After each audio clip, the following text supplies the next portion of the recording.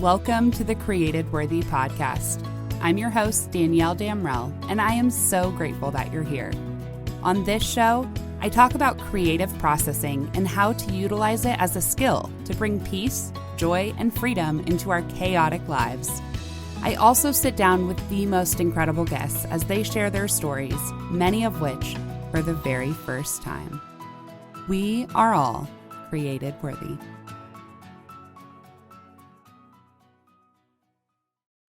Welcome back to part 2 of Cara Jo's story. Last week, we left off right at the start of her entrepreneurial journey.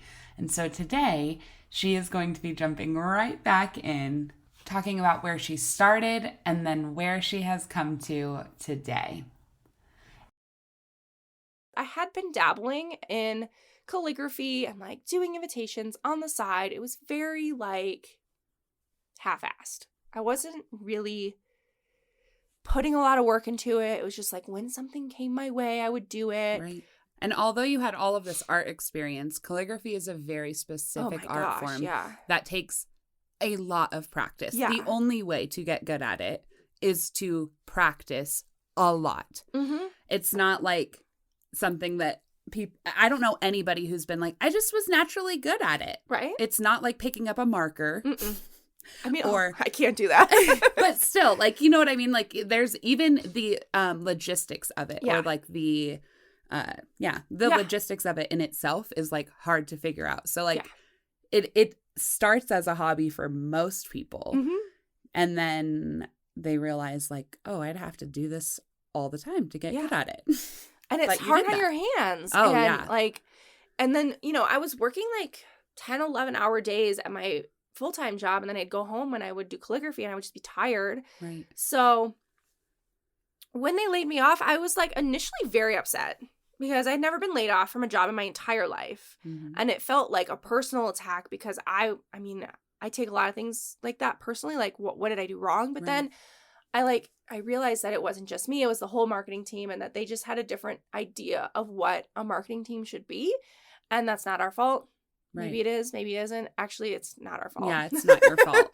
But they laid us all off, and honestly, I'm better off for it. So thanks for that. Yes. It gave me the time to... I got laid off, and that's how I started as an entrepreneur too. I was well, I guess I have time to actually pursue this. And so, we had a severance that we were living off of for a while. And that was actually really great because it allowed me to with stress-free, try to get my business going. Right. And invest in that startup process. And so I did that. And then I did take a consulting job for a few months, doing user experience for e-commerce. And that kind of basically the things I was doing before, but for an hourly rate that was actually, oddly enough, less hours, more money than my previous job. I love when things work out like that. And I was okay, thanks. This is fine. But then they were really great, and they allowed me, they're we know that you have a business that you're trying to build, so they allowed me to work on it in my free time or whenever if I needed to go to events. So that was really another fortunate thing that happened to me in that journey. So how long were you doing that and building your business? I was doing that from June until January. Okay. So for a while. Well, yeah, but it wasn't very many hours. It was 15, 20 a week. Okay. And then, this was in 2019. And so then in 2020, I was the company kind of just fizzled out and shut down. And I was okay, well, my business is at a point now where I don't need this extra runway. Right. I'll be fine. And so I just kind of went in gangbusters, and I was well, 2020 is going to be my year. And then I just kind of went for it. I really pushed that I'm an invitation designer now. I did calligraphy still, but I was no, I am a wedding invitation designer. This is what I do, and I do it well. Right. And you should pay me to do it for you. Right.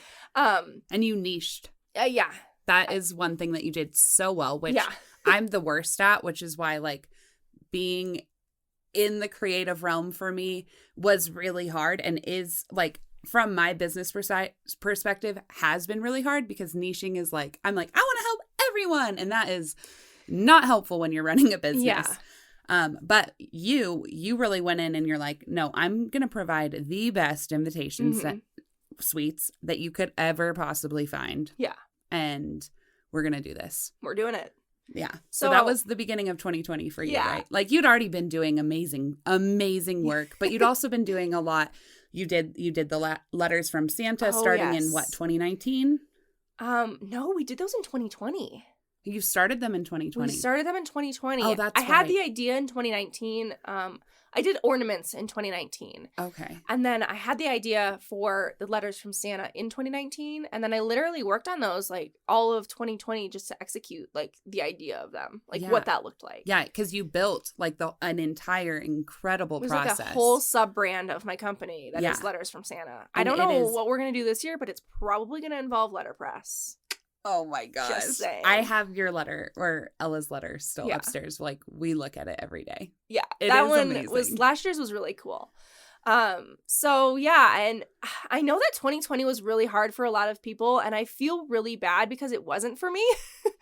I feel you. Well, I mean, it was a really hard year in a lot of ways, but in other ways I'm like, that was like one of the best growing years. Yeah, exactly. Like I was able to find my passion for what I wanted to do and to find the like direction I wanted to take my business in. And like I'm really thankful for 2020 for that because it allowed me to create some really, really cool stuff for really small events, which is like what I love doing is like really epic stuff, you know, like hanging horseshoes on a wall with leather tags.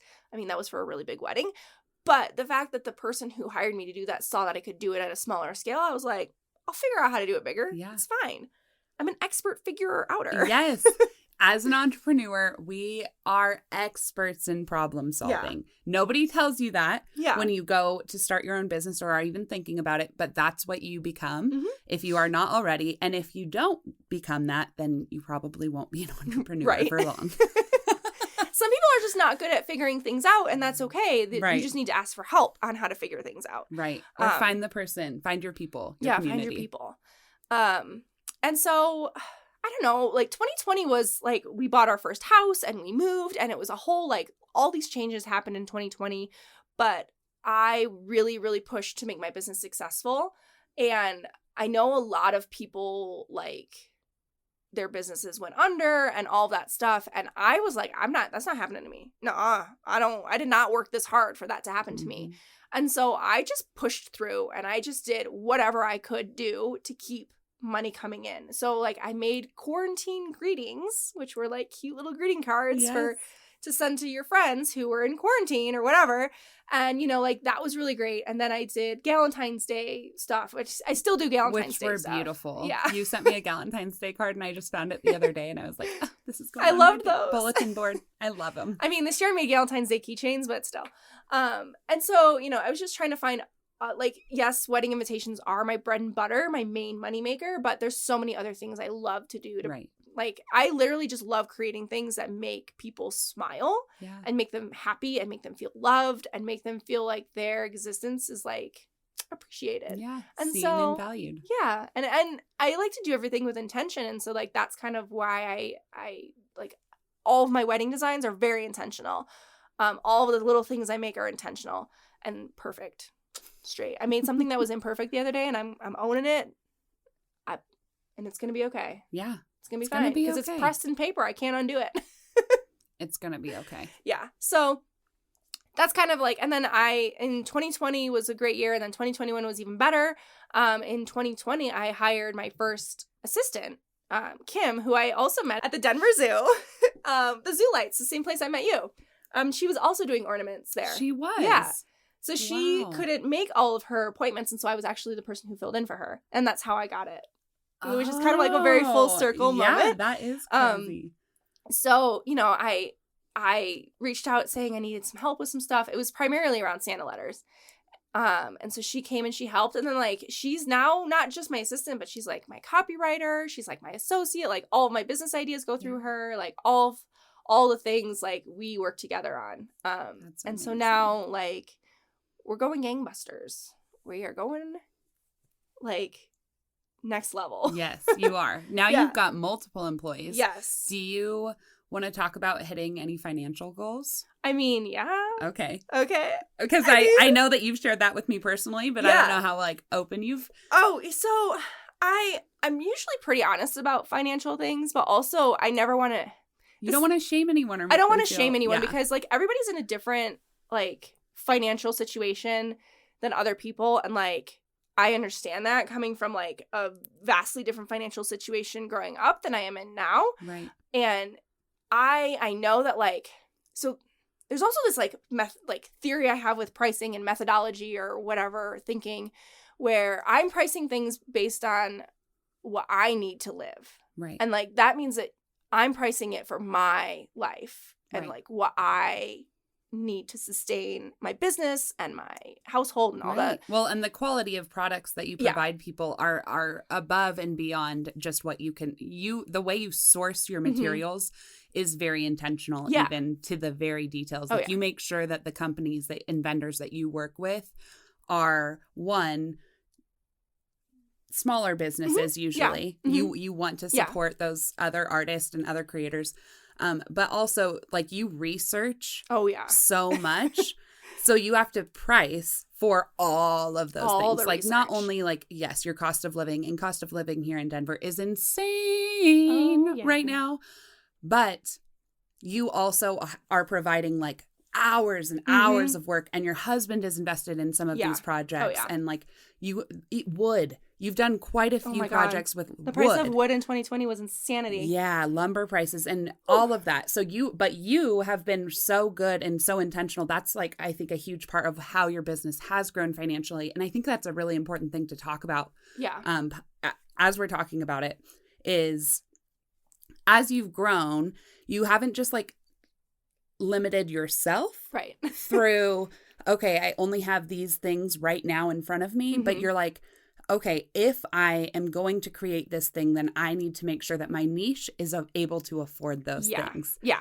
And making sure that the quality of wood that you're getting, where you're getting your wood from, where you're getting your ribbon from, or whatever, is all, like, pristine. Yeah. Because you got a certain niche. Right. Like, we don't get our wood from Home Depot or Lowe's. Right.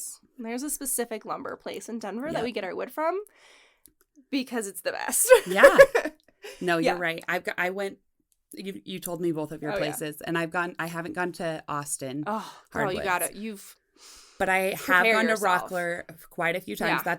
That's the other place that we get all of our tools from. Yeah. And that they have really good wood, and they're, like, clearance wood sometimes. Oh yeah, their clearance wood is, like, 10 times better than, like, the expensive wood at Home Depot. Oh, so good. Yeah. I'm making a sign later today, which I don't even make signs anymore, but somebody fixed my daughter's blanket from making it a strangulation hazard.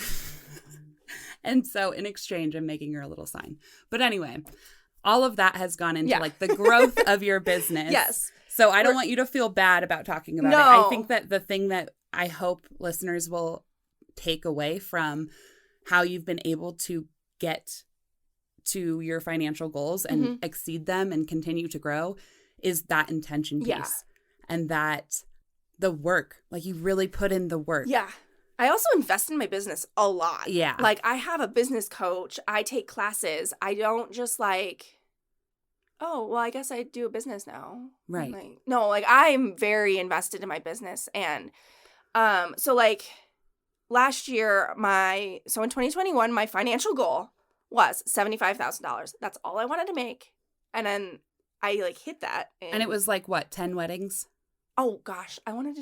There was one point where I was like, 6 weddings will be enough for me ever in my, and I was like, no.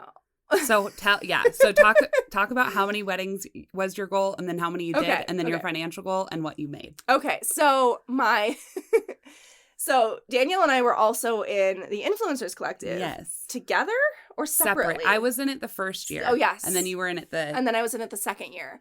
And when I started it, which was 2020, right, I said that all I ever wanted to do was 6 weddings. That was it. What? Why 6? Was I thinking, like, 1 every other month? Like, or was I going to put them all in 1 month? Like, I don't know what I was thinking. So Erica, who runs that, was like, no, girl, you're going to do 10. And I was like, fine, I'll do 10 in 2020. I did way more than 10 in 2020. Right. And so then in 2021, I think I made my goal I wanted to do 20 weddings. I doubled it. Woo. You did 40 weddings? No. I did 60 weddings in 2021. 60 weddings? So you tripled it. Yeah. Oh, and then I think I goodness. did, I think we had like 97, 98 clients. I actually think it was more than that because when I was like tallying this up, it wasn't. It was like just the beginning of the fourth quarter. Right. So I think we actually had well over 100 clients last year. And my financial goal was $75,000, which was $35,000 more than the previous year. So I was like, oh, I'll just add a cute 35. And is this profit or like? This is just gross. Okay. It's really tricky to figure out because For sure. with stationery, there's a lot of supplies that eat into your costs. And then like when you invest in your business, that's a cost. But also like, right. I did not go to school for math. I feel like me neither. I'm so bad at, I'm like, numbers? What? There's a reason I have a CPA. Let's just say that.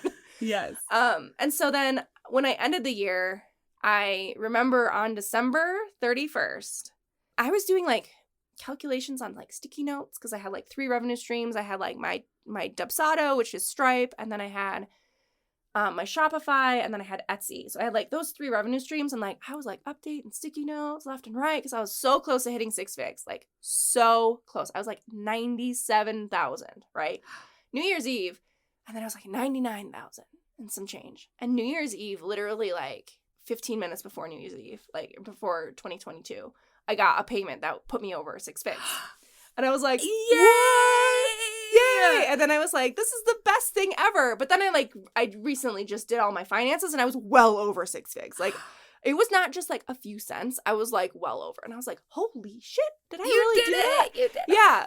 And so I was How just exciting. like, because in my previous companies, I was making 6 figs easy. Like, right. I was, what as my husband would call me, his sugar mama. Because I was making well over 6 figs in corporate because I had worked my ass off to get there. Right. And so then I like took a huge pay cut to run my own business. And I was like, I want to get to 6 figs. That's what I want to do. And as you know, when I want something, I get it. Yep. And so, yeah, last year I made 6 figs for the first year, which was crazy. That's insane. Yeah. I'm so proud of you. And so then this year, I think my goal is like 175. I think we're going. We're going all the way. Why not? Why not? I love that. Yeah. So, first of all, before I ask you the harder question. Oh, God. Hard questions. Okay. Tell me about how when you get something or when you want something, you get it. Mm-hmm. Let's go back to the letterpress. Yes. Let's finish oh up this. Where you're at now, where you're at Yes. today. Your biggest adventure thus far this year. Oh, my gosh. So, back to the letterpress. I was talking with my business coach in January about my 5-year goal. I just need to like reemphasize that this is my 5-year goal of one day. I literally wrote down, I want to own a letterpress. I want it to be in an external studio space because at my house, we don't have room. I don't have a garage. There's no shed for me. Those things are heavy. They're heavy and you can't put them upstairs. If you put that in your basement, like you might as well just tear the house down to get it out. I cannot even imagine trying to put that in a basement. Yeah, they weigh like 2,000 pounds. Like, all said and done. So I was like, that is not a this year goal. Like, it's not even a next year goal. It's just not going to happen, you know? Like, I actually said it was impossible. And my coach said, why? And I was like, well, because it is. And she's like, but why? And I was like, I don't know. Because I don't have a and I like listed all these things. And so she goes, okay, but like think of like if none of those were like a factor. And I was like, well, I would still have to find a press. And she's like, okay, that's fair. You would have to find a press. I was not actively looking for a press at all. So my friend Natalie, who owns a letterpress in like a few blocks away from me, sent me an email because if you've known me for like 5 minutes, you've known that I've wanted a letterpress machine since the beginning of time.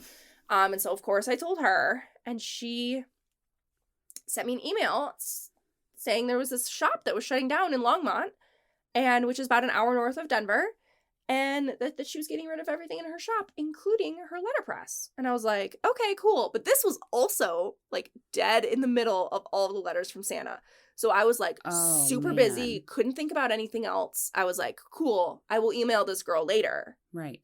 And then I couldn't find the email, and I thought I imagined it. And then I was talking to my coach, and I was like, wait, I think I got an email about that. And then I had a dream about it. And I was like, no, I think this is real. This has got to be real. I could not find that email anywhere. I texted Kim. I was like, did this? She's like, yeah, no, that was real. Like, that really happened. But I think that was in like August. And I was like, no, I think it was Santa. I think it was Santa time. But then also, like, we started working on Santa stuff in August. So, like, it could have also been August. Right. So I cold emailed the girl. I remembered who it was. I remembered vividly everything, right? I have, like, an insane memory. So I cold emailed her, and I was like, hey, I heard you're selling your letterpress. She didn't email me back. And so then I messaged Natalie, and I was like, hey, did I imagine this? Because I just cold emailed her. And she's like, oh, yeah, here. And so she forwarded me the email. And I was like, cool. It was definitely November that I got the email. Okay. So I wasn't imagining it. And so then I forwarded to the other girl, and I was like, see, I'm not crazy. Like, this is, like, actually where I got your info from. And she's like, yeah, I'm selling it. It's still available. And I was like, cool. How do I get that? Right. How many dollars? Yeah. For that? Hopped on a phone call with her, went up a few days later, met the press. I actually did not actually meet the owner until I went to go pick it up. And I decided in that moment that I would buy it. So there's another podcast that I listen to called Hot Off the Press. And I actually listened to it on the way here. They come out every Monday morning. Heck yes. And I listened to it, and they're just like these really sweet ladies. And I had been messaging one of them, and I was like, hey, I found this press. What do you think? And she's like, you do it. Because, like, if you find a press that's in good working condition, that's in your area, and you can afford it, like, you just buy it and figure the rest out later. And so I was like, done. Okay. Bought it. Had nowhere to put it. Yeah. I had to figure out where to put it. And this was like end of January. Yeah. And she needed to be out of her space by March 1st. And March 1st was 7 days ago. Yeah. Like, and I had less than a month to basically figure this out. And so I was like, well, I guess I'm going to have to find a place to put it. And I was like, okay, I'll just put it in a storage unit. I really didn't want to do that. Like, that just seemed like a disservice to the press. Yeah. Had you already named her by then? No. So her name is what I'm calling her shelter name. And I have adopted her. Oh. I'm giving her, this is her forever home now. Yeah. Her name has to be. So this is what's really interesting about the press is her name is Dorothy. Because she's from a defunct newspaper factory in Kansas. Like, oh my gosh. That is so perfect and so hilarious. Can you, like, and so that I need to meet Dorothy. You have to come meet her. Yes, I'll press you something. Okay. You send me some files and we'll press them together. Okay. Like, maybe I'll press, like, your name into a little card or something. I'd love that. Yeah. Oh my gosh. Yes. Thank you, cards. Yeah. Yeah. I can get the paper. Whatever you need. No, I got the paper. Got you. So I just thought, like, when I found out that Dorothy was from a defunct newspaper, like, that just felt like it was like calling to me that I needed to have her. Because the whole reason that I got excited about letterpress was because I worked at the newspapers. Right. And I was like, wait, is this happening? Like, is this it? Yep. And it had to happen. And I had to buy it. And I bought it. Right. Nowhere to put her. So then I, like, Denver warehouse space, Denver art studio space. I toured so many freaking studio spaces. And I was like, I can't. There's 2 stairs here. I can't move her in here. I'm sorry. I'm already out. I can't even see the rest of your space because I'm afraid I'm going to fall in love with it. Oh, I like this space, but I can't do these 2 90-degree turns in a row. You know, like, you have to roll her on pipes like the Egyptians, like, built like Egyptian style. Like, she's not even joking. I saw your Instagram stories where you guys literally rolled it on pipes. On steel pipes. Yeah, like, you have to roll it on steel pipes. Like, that's the safest way to do it. So I found, like, hammering into this. Like I said, if I want something, I'm gonna freaking get it. And so I'm hammering in Denver warehouse space, and I stumbled across this space that had literally just opened. Like, they had their open house that day, and I was like, huh, okay. It's called Salt Docks. Like, where is it? It's I-70 in Colorado. Okay. So I think that's called Park Hill area. It's like 25 minutes away from my house, which is not bad. And it's rentable. It's called a co-warehousing space. So think like co-working where you like rent a desk or an office, but it's a warehouse. Yeah, and so you each have individual like... Yeah, you each have your own warehouse space. And there's different sizes. Like, mine's 230 square feet. There's some that are like 14,000 square feet. Like, it's crazy. Wow. And since they had just opened, there was a lot of spaces for me to choose from. Right. So I toured it. I fell in love with it instantly. I knew this was going to be the place. It's all small businesses or medium businesses. And most of the businesses are women or minority owned. And I just thought that was so cool to like be in a space with other like women business owners who are like trying to do cool shit. And, you know, like they take security really seriously there.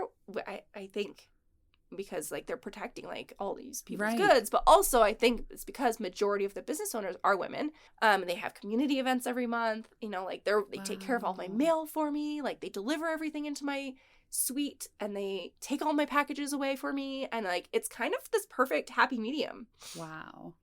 And so I found the space. We're in suite B2, right by the like double doors. It just makes me so happy.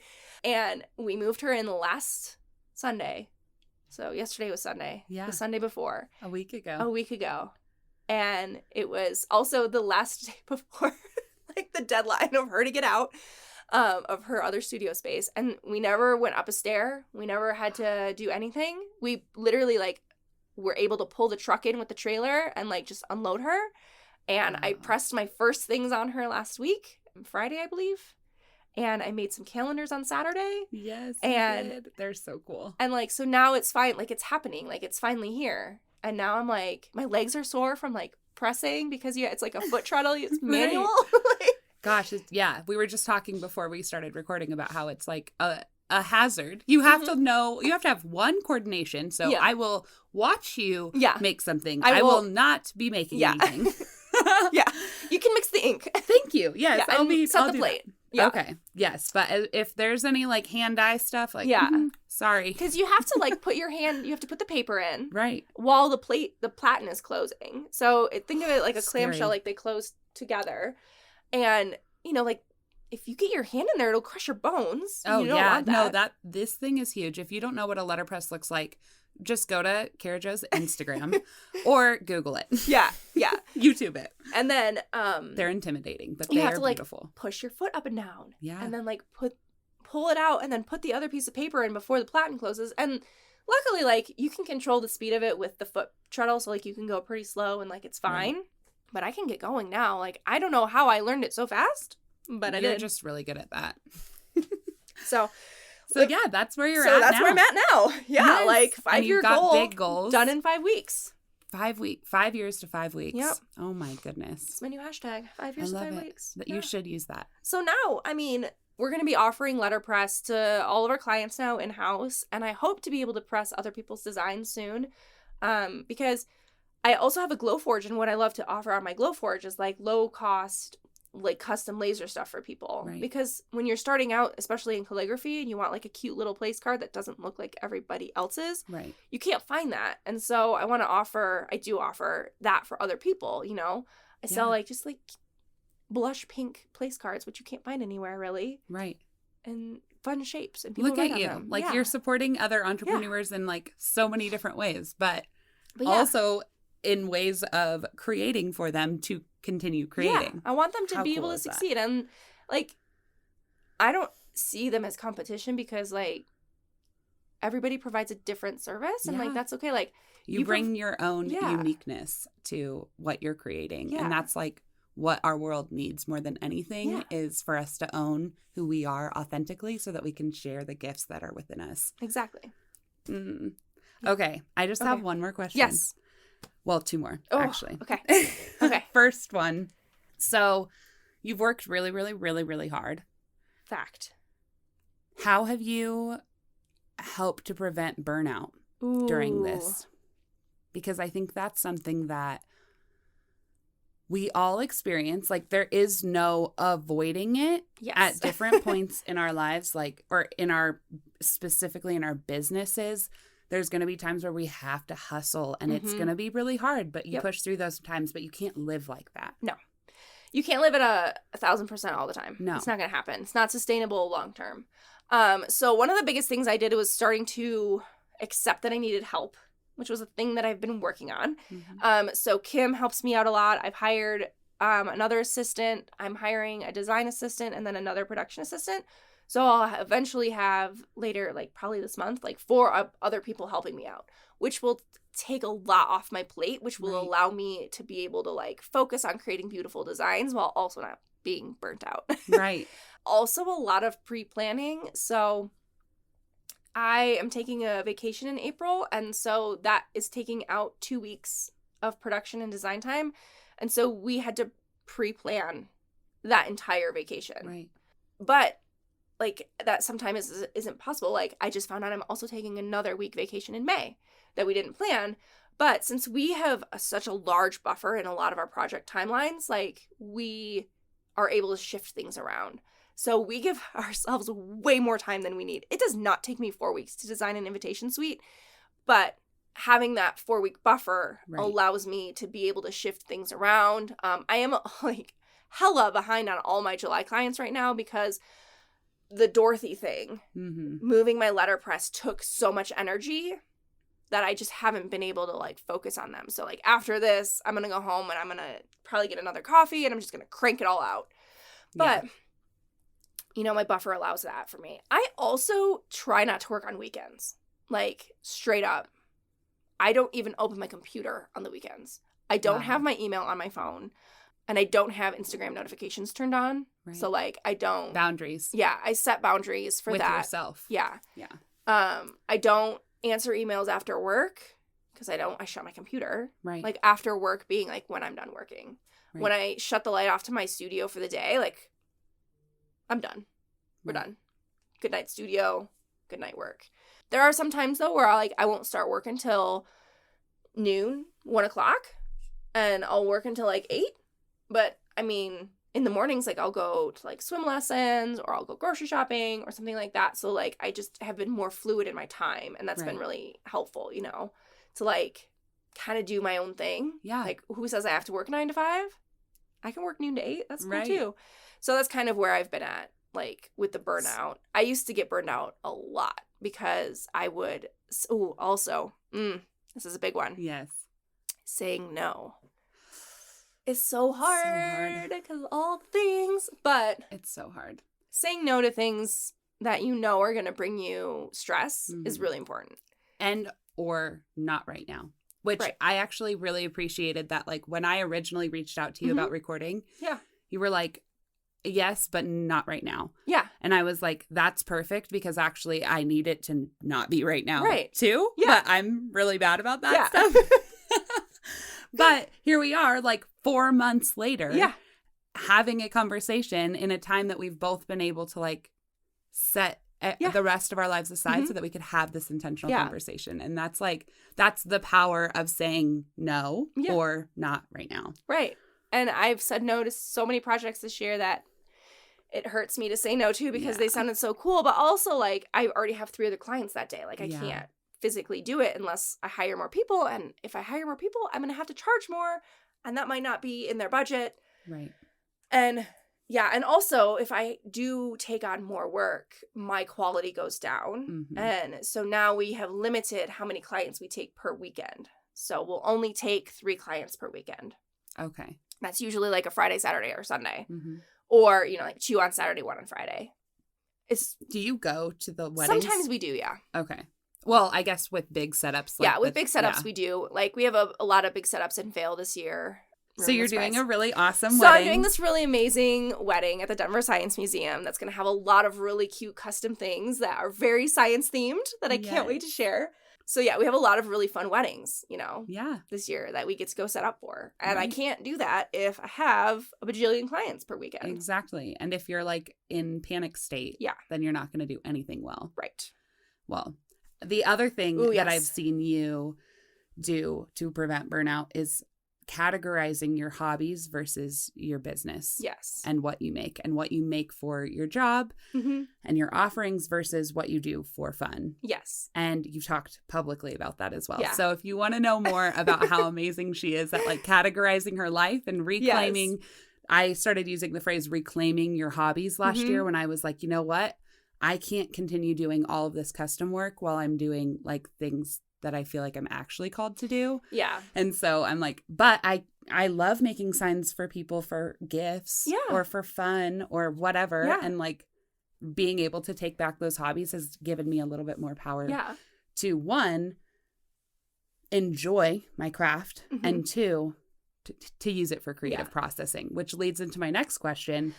What do you think your biggest creative processing outlet is? Oh, okay. So this one's really easy. Okay. And I have what's called playtime.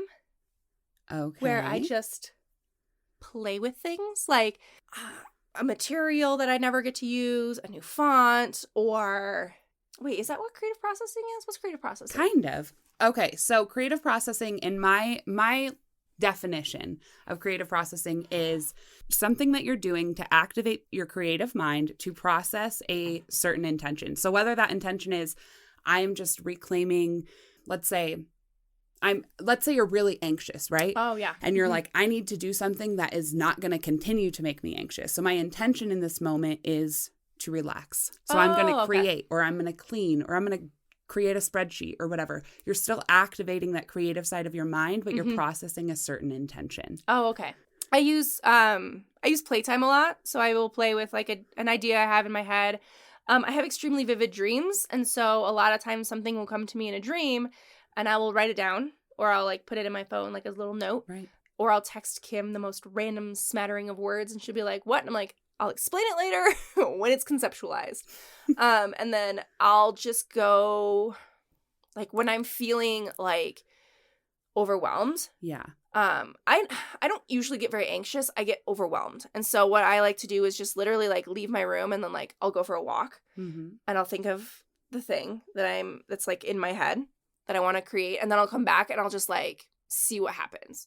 And sometimes it's, like, a hot mess express of like art supplies flying everywhere, you know, and I'll create something, you know, like I was feeling like uninspired the other day and I decided to go to the letterpress studio and I didn't know what I was going to do when I got there. I was just like, I just need to go over here. And so I went over there and then I made these really fun, cute calendars. And so I made 5 of them and I'm going to sell them sometime. I don't know when. Yes. During the month of March, because the first month in the calendar is March. I didn't even do all 12 months. But actually that like whole thing of like just like tinkering and like playing with little things and like, oh, I'm going to move this around, or I'm going to, ooh, what does this texture do if I squish it? Or what happens if I take this texture and I put it here? Or what happens if I mix this with this, you know, like that kind of thing. And I just come up with some ideas that way. And that's kind of how my whole creative process works, is just like, I literally just play around. Right. I've never used art as like an emotional like expression. Like I know a lot of artists use like art to like cope with feelings and emotions and stuff like that. I've never found that to be the way art has been for me. It's very strange. Yeah. Which I actually think is amazing that you're bringing up right now, because for me, I am very much a feeler. Like I feel everything super deeply and I need to create something to process it in a way that makes it rational. Yeah. Whereas for you, it's like the opposite. Right. Like you have these thoughts that they might not be a full, complete thought, but you're still like rationalizing it from the very beginning. And it's like not even connected to your emotional side of your brain. Like I'm also a very emotional person. Like I'll cry at like a toothbrush commercial if I need to, you know, if that's what I'm feeling. But I've never like, you know, my parents were divorced when I was really young and they thought that, art therapy would be a thing. And I was just like not into it. I was just like painting like pictures, like pretty like non-emotional pictures. Right. I was just like, so how do you process the harder parts of I just life? like talk. Okay, you're a verbal processor. I'm a verbal my husband, oh, bless him. He like, I will just go like, and then like, anyways, so that was really great. Thank you. Bye. And like, that's it. Like it's called rubber ducking. Yeah. Where you like, it's a thing from web development where you, like you don't need the person to like, respond. You just need to say it out loud. I did this in my stories the other day. I think you saw it or commented on it. Somebody really upset me. Yeah. And I like went on this rant and I did like, it was like 5 or 6 minutes into my Instagram stories. I deleted them all. Like, nobody saw them. I said some really mean things. But then I got it out, and that's what I needed to do. Right. And then it was done. And you feel better. I feel better. Sometimes I will record a video of myself just, like bitching. Yeah. And, like, just to get it out. I do the exact same thing. And then I'll delete it. Vlogging almost. Yeah. Yeah. I don't delete it, but it doesn't go public. It's just like, yeah, I have it in my hidden folder. Because my kid, like, looks through my videos all the time, and I'm like, right, that's probably fair. don't need to be, like, cussing out nobody. Yeah. My phone, like, my husband he doesn't even go through my phone. He's like, how do I even use this?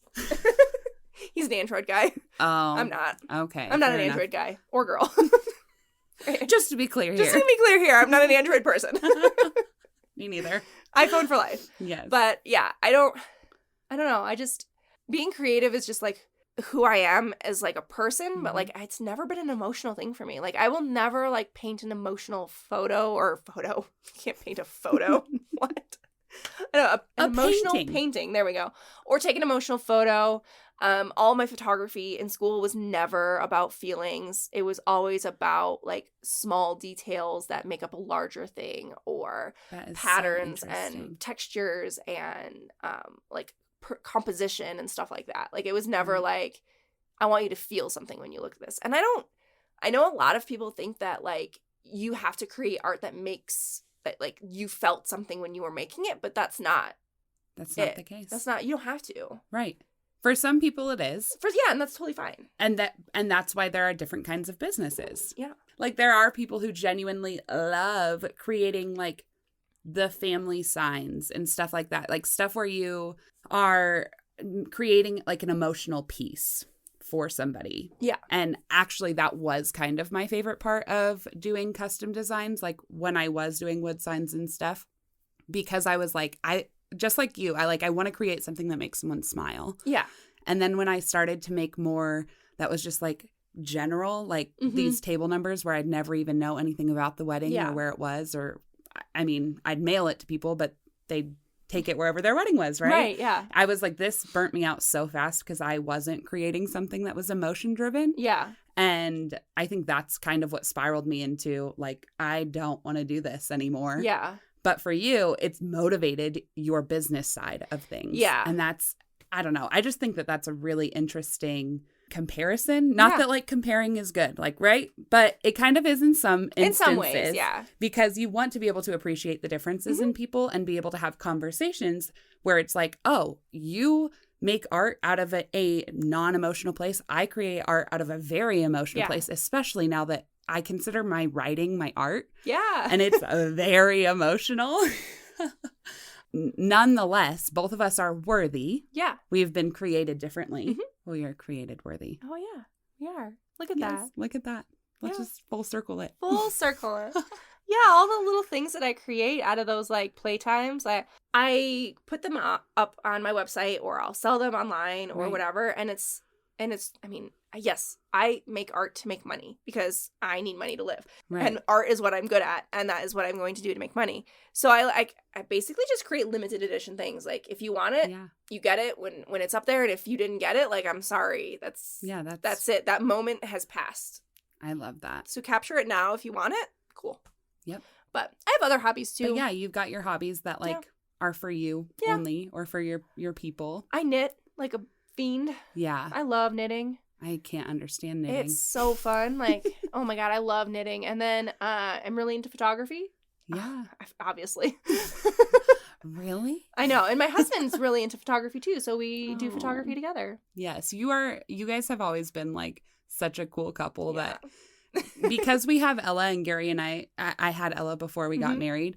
We didn't have a lot of time to like go and do experiences together. So like when we came over, my husband and I came over to your guys' house when you had first moved in, or like near when you had first moved in, I was like, oh my gosh, Gary, do you hear how many hobbies they have together? Like, this is so I remember cool. You texting me about that. Yes. I was like in awe because our lives are just totally, totally different, but still like such an inspiration.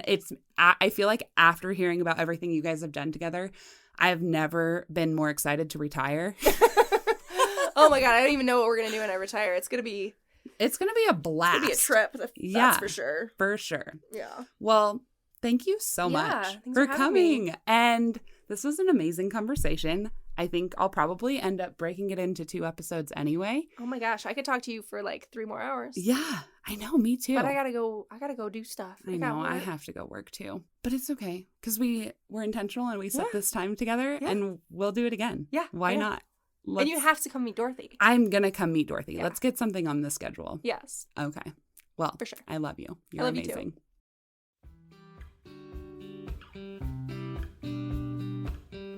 Thank you so much for listening to the Created Worthy podcast. If you want to connect more, you can follow along with me over at Danielle Damrell or Damrell Creative Co. on Instagram and Facebook. All the links to today's topics are in the show notes, and you can also find a link to my Patreon, which is where you can help support my mission on this show and keep it going. Ratings and reviews really do matter, so make sure to hook me up with 5-star review. Any less, I would rather hear your opinions over email.